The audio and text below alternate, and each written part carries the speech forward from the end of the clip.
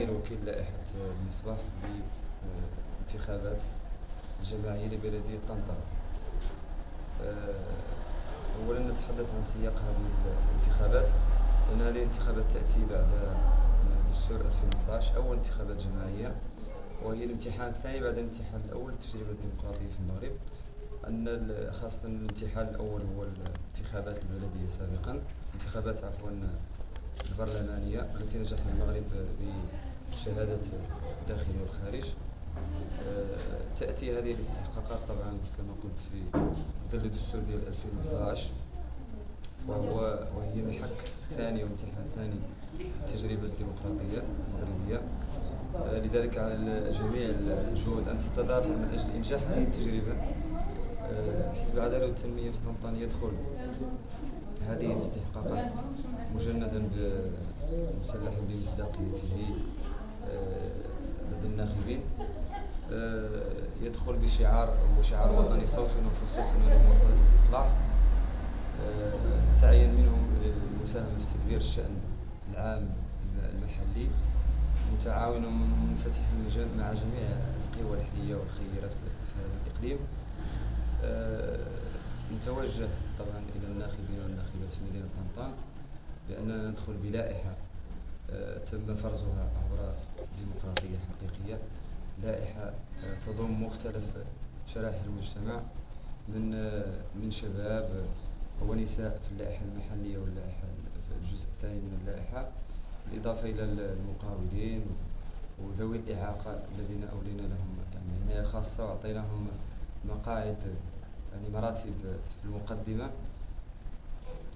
هذه اللائحة التي كما قلت تم فرزها بطريقة ديمقراطية وشفافة. ندخل هذه الانتخابات من أجل أو ببرنامج رباعي أساسه تقديم خدمات جيدة وذات جودة عالية للمواطنين. من هذه الخدمات تعميم الربط بشبكة الماء والكهرباء، لأننا نرى أن بعض الأحياء وبعض المناطق في الأحياء لا زالت يعني تفتقر لهذه المادة الأساسية اللي هي الماء والكهرباء. سنحاول إن شاء الله منذ البداية على إنهاء مشكل انقطاع المتكرر للماء الصالح للشرب. هذا المشكل الذي دفع بالناس إلى الخروج للاحتجاج عدة مرات. بالنسبة لمشكل النفايات أيضا سنحاول من خلال الاستفادة من البرنامج الوطني توفير شاحنات لجمع النفايات. مجموعة من الخدمات سنقدمها في المجال الصحي. سنحاول أيضا في المجال الثقافي والعلمي أن نعمل على إنشاء خزانة بلدية في موقع البلدية السابق. سنحاول في المحور الثاني أن ندبر الشأن العام ونحصنه من مظاهر الفساد. هذه مسألة مهمة حتى أصبحت يعني رائحة الفساد معروفة في الإقليم. يعني من خلال الوضع داخل البلدية سنحاول اعتماد الكفاءة والإنتاجية في تحفيز الموظفين. نحاول أيضا رفع من مردودية الجهاز الإداري للجماعة للعمل على تقديم خدمة جيدة للمواطن. نحاول أن نرشد أو يعني صرف ميزانية الجماعة وتدبير ميزانيتها وممتلكاتها بشكل جيد. بالنسبة للصفقات العمومية لا بد من يعني كما رأينا مجموعة من المشاريع داخل الإقليم ينقصها هذا الجانب ديال الشفافية والاستحقاق في تفويتها. لذلك سنحاول أن يعني هذا الملف أن نقف عليه بشكل كبير ونعتمد مبدأ الشفافية والاستحقاق في تفويته. في المحور الثالث سنعمل على النهوض بالتنمية المحلية خاصة في العناية ببعض الفضاءات المهتمة بالطفل. نرى أن مدينة طنطا تفتقر إلى مساحات خاصة بالأطفال والنساء والشباب.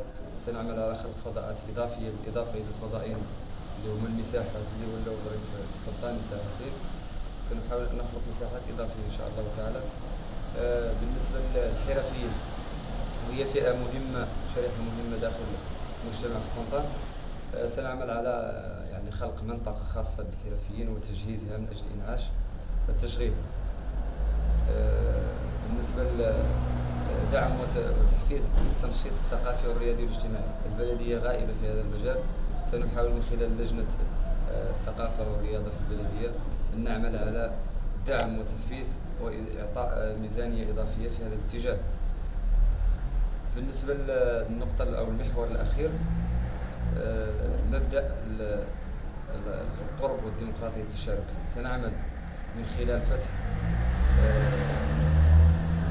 موقع إلكتروني خاص بالبلدية من أجل تلقي شكايات المواطنين، وننتهج سياسة القرب من خلال أيضا التفاعل الإيجابي مع المجتمع المدني وتقوية التواصل مع المواطنين. كما نعمل من خلال هذا الموقع إن شاء الله تعالى على نشر التقارير المالية والتقارير الدورات للبلدية ليطلع عليها الجميع ولنكون في تواصل مع الساكنة.